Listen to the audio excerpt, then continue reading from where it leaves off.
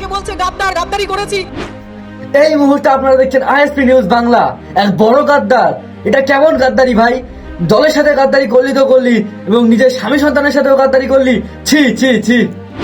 যে দল তোমাকে বিশ্বাস করে জেতালো, সেই দলের সাথে সামান্য কিছু টাকার জন্য বিশ্বাসঘাতকতা করলে। 26শে বিধানসভায় আইএসএফ এর নেতা তোমার মুখে ধামা বসে দেবে বলে অঙ্গীকার করলেন। এদিকে আসমা বিবি বলছেন আমি টাকা নেইনি, ওদিকে আইএসএফ এর নেতার বিস্ফোরক।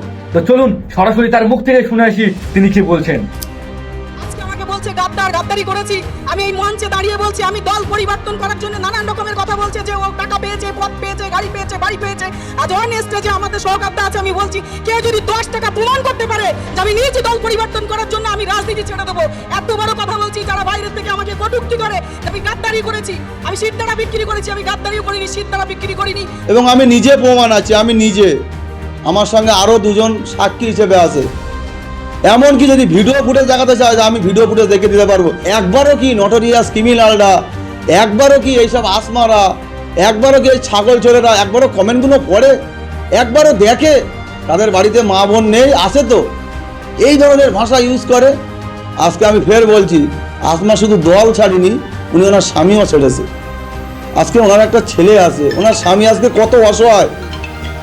আজকে কিছু টাকার লোভ দেখে আজকে উনি চলে গেছে।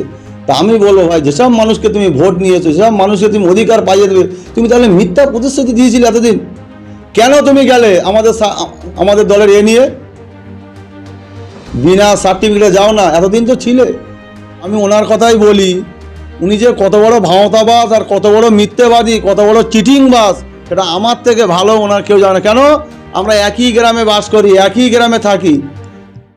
তাহলে আমার থেকে ভালো ওনাকে কেউ চিনবে না, ওনাকে কেউ বলতে পারবে না। তা ওনার মতন চিটিংবাজ, সব ভাওতাবাজ, উনি একটা নটোরিয়াস ক্রিমিনালের পাশে গেছে। যে নটোরিয়াস ক্রিমিনাল যেভাবে উল্টো পাল্টা কথা বলে, মন মানসিকতা আলাদা, সেরকম ওনারও তাই হয়েছে। যাই হোক, ওইসব কথা বলে আমি আমার সময় নষ্ট করতে চাই না। আগামী দিন ওনার ঝামা ঘষে দেবে মুখে।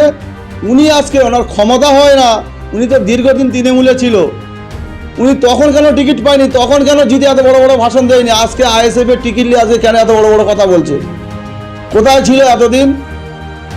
ওদের হলো একটা কথা বলি, যারা এক কান কাটা তার রাস্তার ধার দিয়ে যায়, যাদের দু কান কাটা তার রাস্তার মাঝখান দিয়ে যায়, তা ওদের হলো দু কান কাটা। ওদের লজ্জা নেই, বিহা ছ্যাঁচড়া নীলজ্জর মতন আজকের কাজ করছে বড় বড় মাইক। আজকে দেখে না, বলতে বলতে সত্য কথা মুখ দিয়ে বেরিয়ে গেছে আজকে, যে দলে দলে আজকে আইএসএফ যোগদান করছে। এর থেকে কি, মানে এর থেকে আর কি প্রমাণ নেবে আপনারা? আমি বলি, হাতি ঘোড়া গেল দল, মশা বলে কত জাল। তা তুমি তোমার মতন কত বাবু আগামী দিন হাজির হচ্ছে। তুমি আগামী দিন আমাদের দলে আসবে বলে তোমরা আমাদের ছেলেদের সঙ্গে যোগাযোগ করছো, আমাদের ছেলেদের সঙ্গে পরিচয় রেখেছো, আমি সব জানি।